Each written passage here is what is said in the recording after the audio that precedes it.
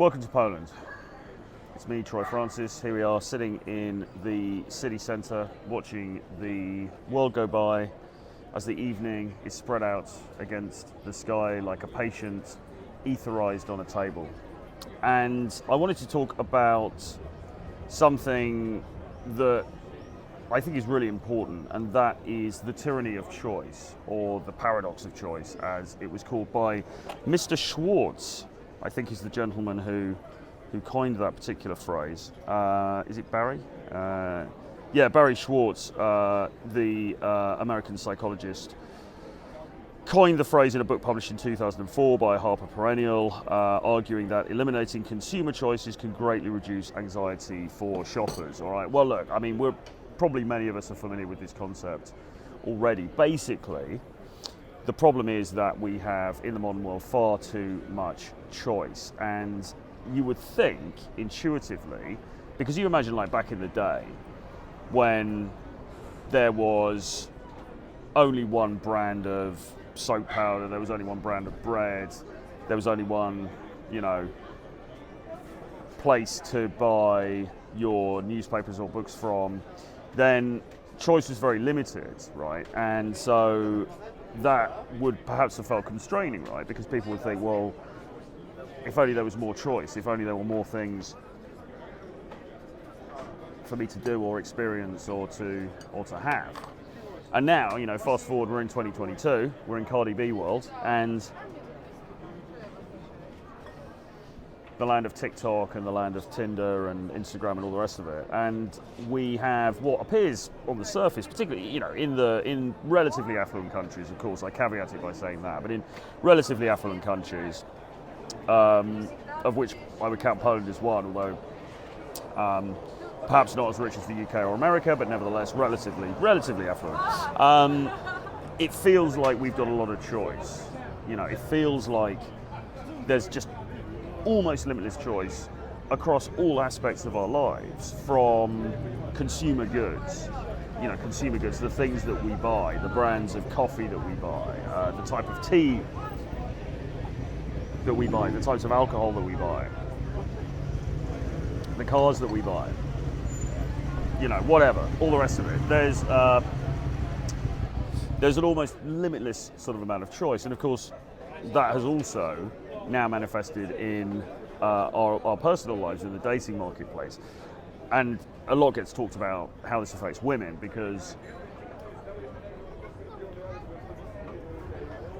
it seems like for women, if you're a woman and you're on Instagram or you're on a dating app or whatever, you post some relatively pretty pictures, some nice shots of yourself, you are getting hit up the whole time, right, by thirsty guys.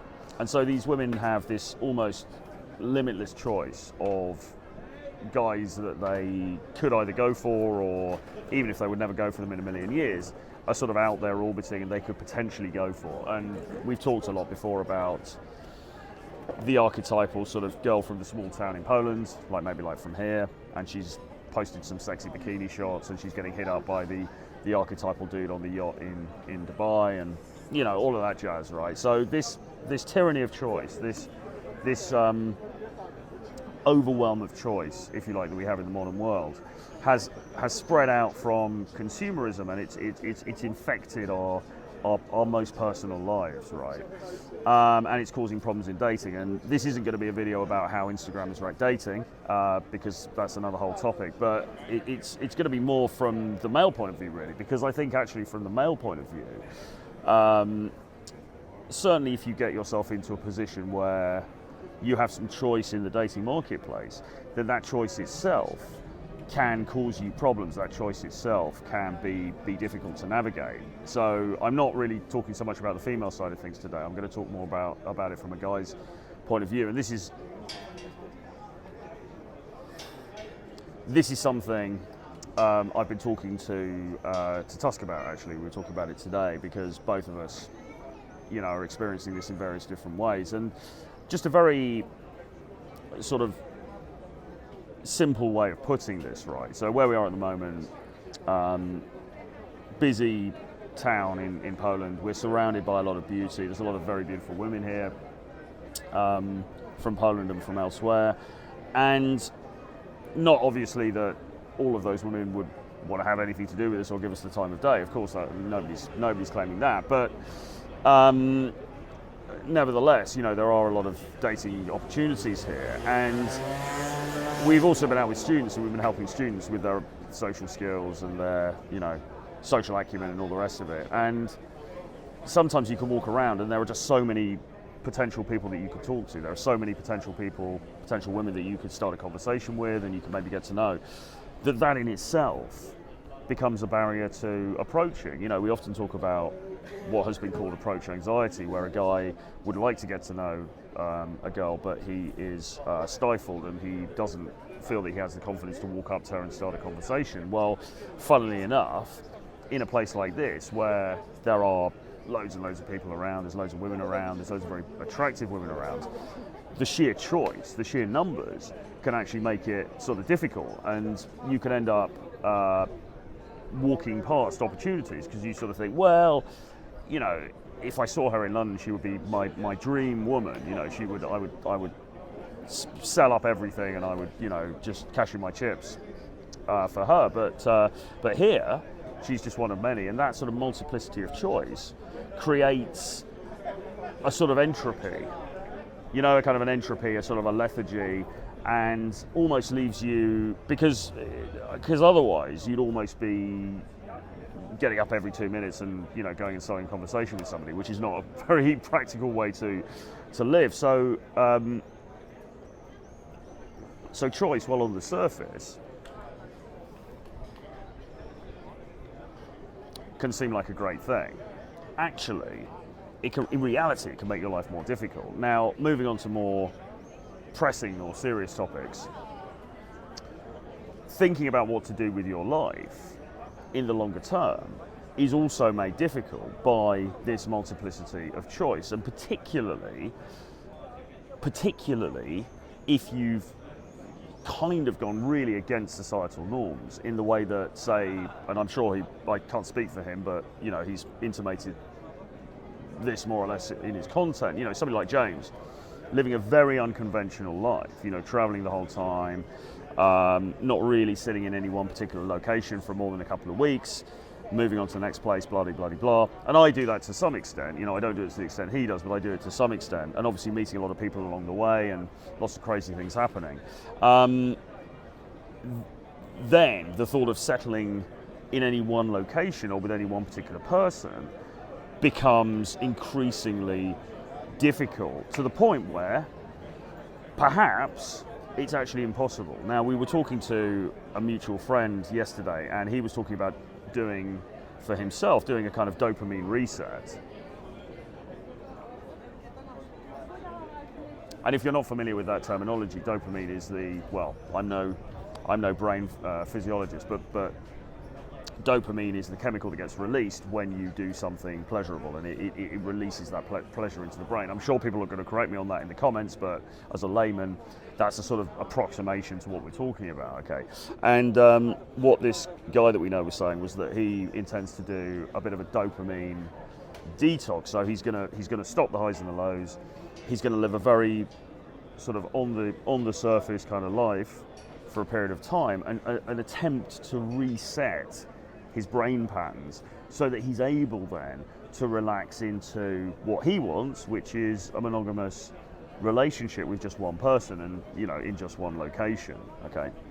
Now, after you've passed a certain point and after you've seen enough, whether that's actually even possible, whether that's actually even practical, I think is really a moot point. And I say that as somebody who has suffered from or has had addiction issues with various things in the past. And as we know, when you get addicted to a certain substance or even a certain behavior, it actually transforms the brain. It transforms the neural pathways in the brain. And so the way that you react to that substance, whether it's alcohol or cocaine or sex or playing video games or gambling, whatever it is, the way that you react to that stimuli fundamentally changes the way that your brain works in a manner that is, as far as I'm aware, irreversible. I mean, now whether the dopamine detox thing that this guy is talking about actually works or not, I don't know. I don't know on a clinical level, and I don't actually know even on an anecdotal level.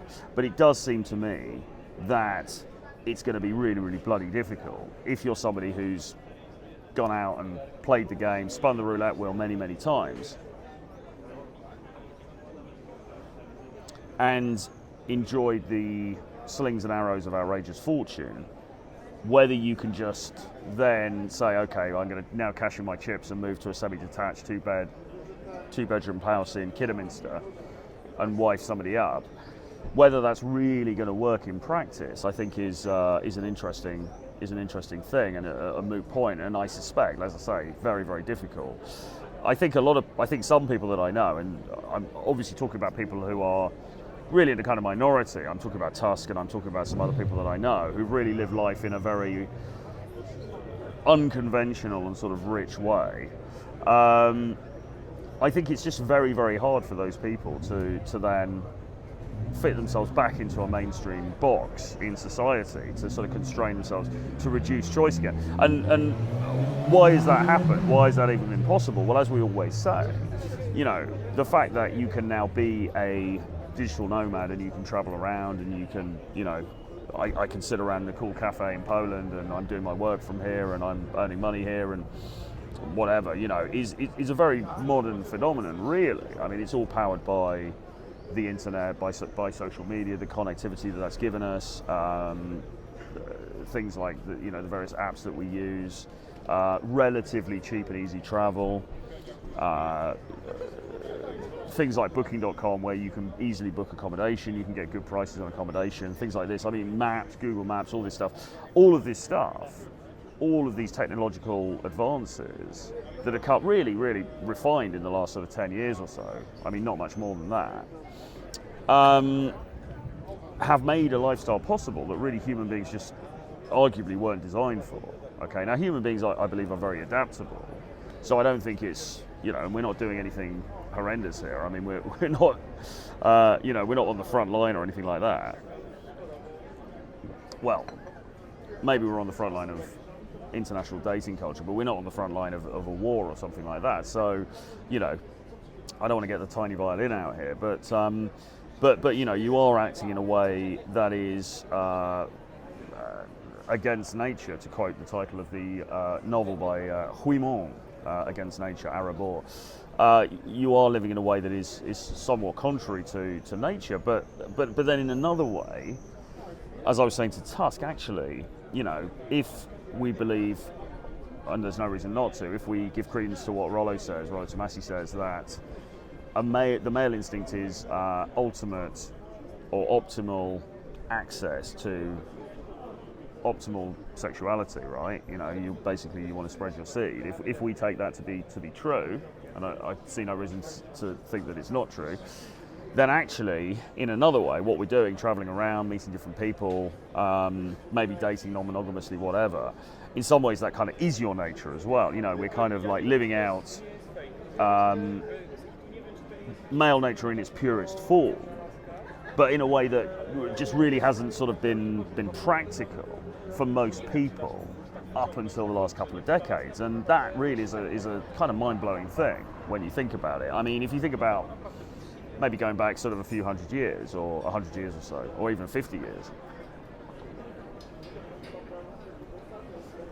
the only people that could really live the kind of lifestyle that we're talking about here would be kings, royalty, maybe, men of great power and wealth, basically, maybe celebrities, rock stars, whatever. Okay, so to be an average, normal dude, and to be given the keys to the kingdom, to be able to live a lifestyle of huge, almost really limitless choice, is something that I think nobody's really prepared for. And what the long-term ramifications of that will be for anybody is on an individual level, I think is very hard to predict. And actually, sadly, we've seen some of the effects of this on people already. There's been some fairly high-profile situations where people have have mental problems, maybe, there's even been examples of death of people who've lived the traveling sort of dating lifestyle, people becoming religious, which is, nothing wrong with that, but you do kind of wonder if it's a knee-jerk kind of reaction against the apparent meaninglessness. And I think that meaninglessness really, that sense when we say that somebody who's was maybe a dating coach in the past and then they become religious and growing a long beard, and and people think, well, is he crazy, or what's going on there? I think when you drill down into it, it was almost as though that person wanted a shelter from the tyranny of choice. All of this choice around you. You can do almost anything. You could travel anywhere. You could date. Why date her when you can date her? Or why date her because you know that she's coming along right just around the corner, right? There's just too much choice. In the end, kind of drives you nuts, and makes life very difficult. And again, look, massive first world problems here. Right? I completely concede that. But nonetheless, we're all a product of our time. We're all a product of the society into which we find ourselves, born. So that's kind of the state of play. So while we always counsel guys, or I always counsel guys to say, look, you don't want to make decisions based on what you think you should do. I mean, you don't want to be the guy who's living in a small town in the United Kingdom or in America or Canada or whatever, and you get to 27 and you just think, well, I better cash in my chips and get married, because that's just what people do. You don't want to be that guy. You want to think about it more. You want to realize that there are options out there. There are other ways of doing this. You don't have to go down that conventional route if you don't want to. And I've banged on about this in many videos on my channel, and with James and other people as well. But the flip side to that is that leaving yourself open to too much choice, to too many different opportunities, can also be a mind fuck, to be frank. And so where do you go with that? And as you might expect, on the old nights off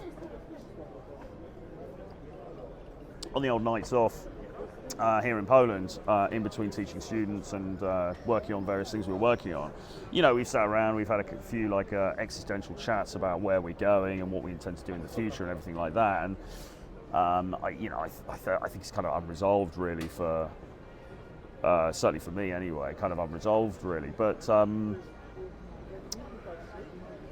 it is important to recognise that when you've opened yourself up to so many different options, this kaleidoscope of different options and different opportunities and different things you can experience, to then put yourself back into a small box and say, right, okay, the gig's up, I'm just going to go into a normie lifestyle now, that is really tough.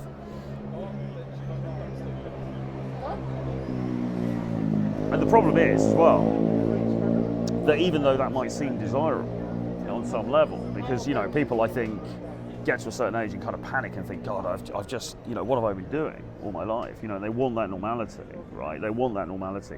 People often say, well, why do celebrities get married? Why do famous male celebrities bother to get married? Because why would you, if you've got sort of unlimited access, effectively, then why would you want to settle down with just one person when we know the problems that long-term relationships can entail? And I think the reason really is that it's sort of too weird out there. It's too weird, too many choices, too many options, too many different girls, too many different places to travel to, too many different meals to eat, too many drugs to take.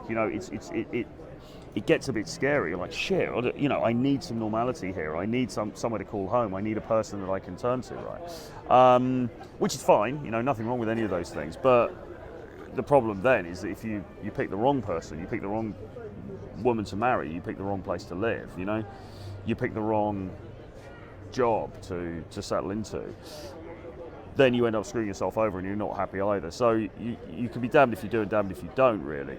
I mean, I am hugely grateful to have been able to find myself in a really surreal position where actually, by making a few videos and doing some blogging and stuff, I've been able to create a life in many ways beyond what I ever dreamt would be possible. I'm incredibly grateful for that. But at the same time, it does bring this other side with it, which is really, what do you do then? And I think that's what I've been talking about in a lot of my recent videos. All of this stuff about, well, what does a guy want when he gets older? Because when you've experienced a degree of choice in your personal life, in your intimate relationships, that itself is tricky. And I'm not saying, somebody said on a comments recently on the video, he's admitted that he can't pair bond, as if I'm admitting these things. I'm actually creating content about it. I feel like I'm being very open, really, about myself and my situation. It's not like it's a dreadful confession. I'm just sort of telling it like it is. But am I able to pair bond? I mean, I think I am, actually. I've certainly pair bonded, with people in the past, but whether that's even desirable for me at this stage in my development, whether I even really want to anymore, that really is the bigger question. But then if you don't do that, because we're talking to a lot of guys now who are sort of, they've hit 40, they've hit 45, whatever, and it's like, okay, well, better find the wife, better buy the semi-detached house, better have the kids before it's too late. We're talking to a lot of guys now who are sort of not panicking, but they want to lay down roots. They want to create something substantial in their lives, and that's fine. But how successful they'll be with that is obviously open to question. I guess time will tell. You can open Pandora's box too wide. You can see too much, and it's again, we talk about the paradox of choice. It is a paradox because we all crave variety. We all crave, I think, to have the richest experience we can possibly have while we're in the short time we're on this planet. And I think that's a great thing. I think, Terrari used to talk about squeezing the juice out of life, or however he put it, squeezing the lemon of life or whatever. I've terribly misquoted that, but you know what I mean, like getting the juice out of life. Oh dear. Don't know what happened then, but anyway, getting the juice out of life. We talk about that, and I think it's good to pursue that. I think it's great to pursue experience to the nth degree if you possibly can. But what you then do is another thing, and it's tricky. I mean, obviously, again, one of these existential videos, no real answers here. Sometimes I get the odd comment, people saying, oh, you meander too much in your videos and stuff like that. Well, I mean, the meandering is the point of the videos, all right? If I knew the answers to all this stuff, then I wouldn't make the videos, right? The point of the videos is to explore these questions, okay? And maybe spark off something in somebody else who's watching, all right? That's the only point of it. And I haven't even had the most outrageous of lives, really. I've had quite an unconventional life. I've probably experienced things. I've maybe traveled a bit more than the average person. I've probably experienced more things than the average person. I've certainly probably been in more dating situations than the average person. But, if you're looking at it on a sliding scale, you've got people who've pushed it far, far further than me. And I mean, goodness only knows how they manage. But even on a relatively humble level like myself, you've had a bit of choice. You've had some options. And then the thought of then going, okay, right, I'm now going to pull back from that and make everything smaller and make everything conventional, make everything domestic, is not really an idea that fills me with joy or excitement, to be honest. I mean, the way that I'm wired, I'm probably more inclined to say, okay, no, let's just push this further. Let's see how far we can take this. Let's really lick the lid of life. That was it, wasn't it? Lick the lid of life, as Terrari used to say. Let's really take it to that stage. And I don't know. I don't know what the answer is really. But then people are always very afraid, aren't they? Of, okay, but what about the future? How are you going to feel when you're 70? When you're 70 and you're laying there on the old deathbed and you're thinking, should have done this, should have done that. I don't know. But I think the truth is that whatever you do, you're probably going to end up having some regrets. That's the reality of it. So I suppose really all you can do is just try and assess yourself honestly in the moment and think, okay, so am I happy now? Am I living the kind of life that I want to live now? And if you're not, then you need to make some changes, because ultimately, you know, we don't really have very long. You know, we genuinely don't really have very long. So yeah, so now is the time to take action and to make a change. This has been a bit meandering. This has been a little bit sort of random. I hope it's made some sense to some people.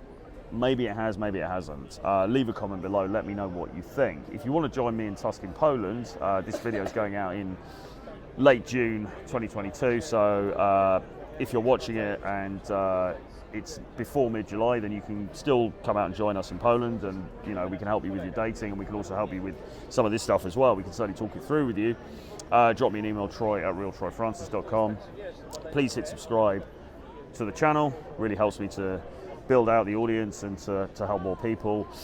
Please write a comment below, give me a like, etc, etc. And yeah, and also get on my email list. There's a free email list that I do. The link is below. And if you want to improve your dating life, but you can't make it to Poland or whatever, grab my collection of 11 books about dating, which is called Renegade Dating Blueprint. I'll leave it there for now. We will hopefully together get to the bottom of all of this. We'll find the answer somehow. But yeah, keen to hear your thoughts, and I'll see you guys again very soon. Signing out from Poland.